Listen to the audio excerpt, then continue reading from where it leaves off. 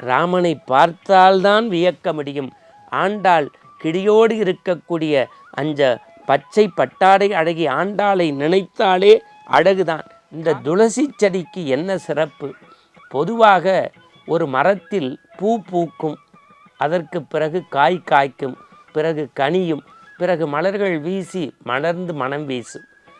பூ காய் கனி என்ற பிறகுதான் ஒரு வாசம் வரும்.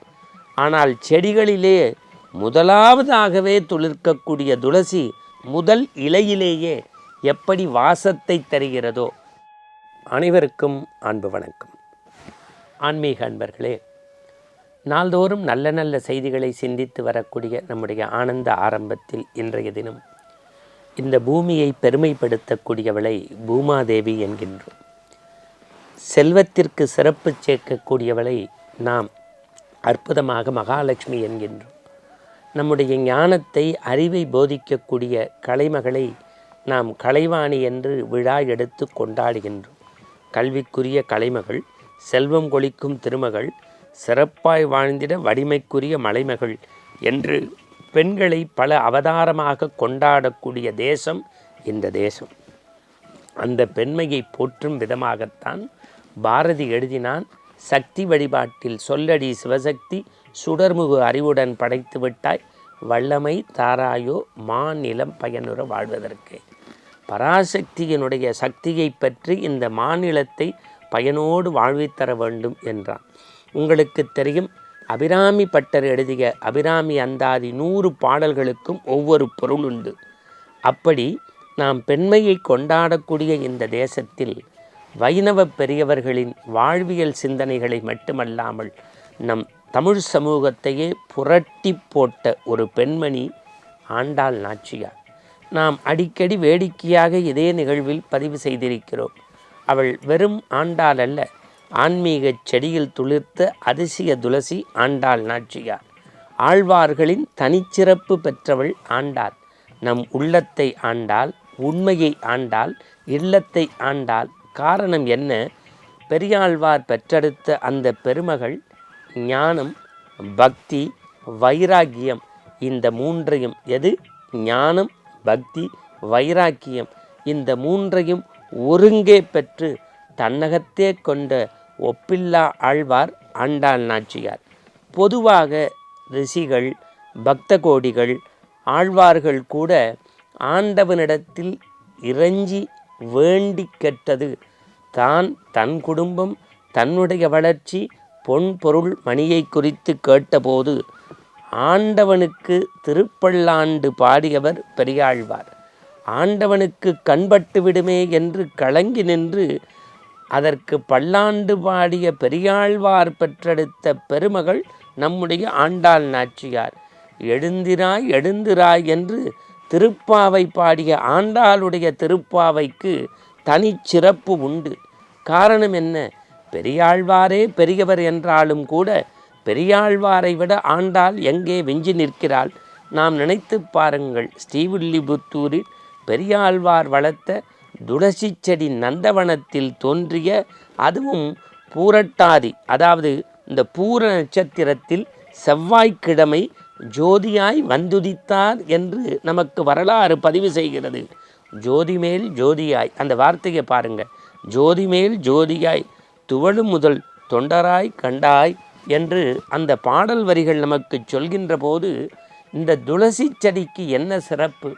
பொதுவாக ஒரு மரத்தில் பூ பூக்கும், அதற்கு பிறகு காய் காய்க்கும், பிறகு கனியும், பிறகு மலர்கள் வீசி மலர்ந்து மனம் வீசும். பூ காய் கனி என்ற பிறகுதான் ஒரு வாசம் வரும்.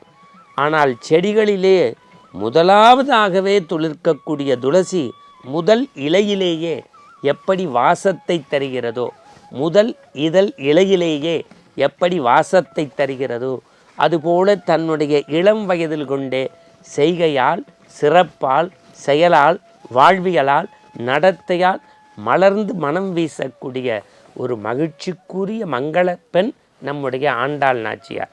உங்களுக்கு புரிகிற மாதிரி சொல்லணுன்னா, அமெரிக்காவில் வசித்து கோடிகளில் புரள வேண்டிய ஒரு மனிதர் குடிசை பகுதியில் வந்து அங்கும் இங்கும் தடுமாறிக் கொண்டிருப்பவர்கள் மத்தியில் நின்று தன் செல்வத்தை பொருட்படுத்தாது, தன் சிறப்பை பொருட்படுத்தாது தொண்டரோடு தொண்டராயிருந்து தொண்டு செய்வது எப்படி மேன்மையினும் மேன்மையோ, அதுபோல பார்க்கடலில் பள்ளி கொண்டிருக்கக்கூடிய பரந்தாமன் அருகில் நின்று, எப்படி பார்க்கடலில் பள்ளி கொண்டிருக்கும் பரந்தாமன் அருகிலே நின்று மனம் குளிர வாழ வேண்டியவள் இங்கே பூமாதேவி மகளாய் ஆண்டாள் நாச்சியாராய் அவதரித்து ஸ்ரீவில்லிபுத்தூரின் ரங்கமன்னார் பக்கத்தில் நின்று சேவை செய்கிறார் என்றால் அதுதான் ஆண்டாள் நாச்சியாரின் உயர்ந்த உள்ளம்.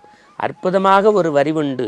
ஒரு மகள் தன்னை உடையேன் என்கின்ற பாடல் வரிகளில் படித்து பார்த்தால்தான் நமக்கு ஆண்டாளுடைய பெருமையும் அருமையும் புரியும். இன்னொன்று, கடவுளுக்கு பயந்து நடக்க வேண்டும் என்று சொன்னவர்கள் மத்தியில் ஆண்டாள்தான் கடவுளுக்கும் மனிதனுக்கும் இடையே உள்ள பயத்தை, அச்சத்தை, தூரத்தை போக்கி அவரை ஒரு உயர்ந்த நிலையை அன்பால் அடைய முடியும் என்பதை நிரூபித்தவள். அதனால்தான் கற்பூரம் நாருமோ கமலப்பூ நாருமோ திருப்புகழும் செம்புன் தித்திக்குமோ என்று அந்த வார்த்தைகளை நீங்கள் எண்ணி பார்க்க வேண்டும். அதை கோதை நல்லாளினுடைய சொற்களை பாருங்கள்.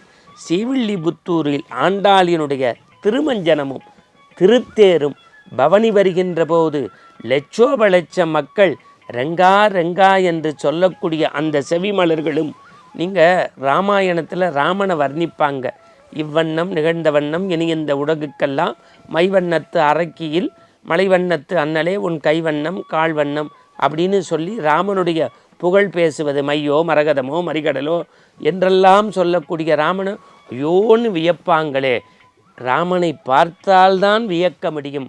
ஆண்டாள் கிடியோடு இருக்கக்கூடிய அந்த பச்சை பட்டாடை அழகி ஆண்டாளை நினைத்தாலே அழகுதான்.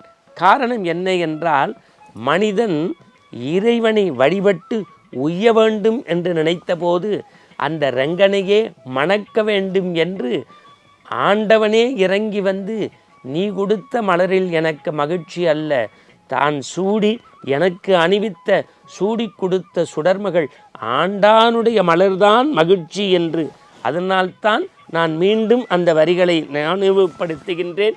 கற்பூரம் நாருமோ கமலப்பூ நாருமோ திருப்பவள செப்புதன் தித்திக்குமோ என்று சொல்லக்கூடிய ஆண்டாளினுடைய திருப்பாவை எடுத்து உயர்ந்த பக்தியால், உயர்ந்த உள்ளத்தால், உயர்ந்த ஞானத்தால் ஆண்டவனையே அடைந்து அணிதினமும் மகிழ்ச்சியை பெற்றாலே அந்த ரங்கமன்னாரை மகிழ்வித்த ஆண்டாளினுடைய ஒப்புயர்வற்ற பக்திக்கு வேறு ஆழ்வார்களுடைய பக்தி ஈடு இணை இல்லை என்பதை இந்த மண்ணுலகில் மெய்ப்பித்து அனைவரும் ஆனந்தப்படுத்தியவன் ஆண்டவன்.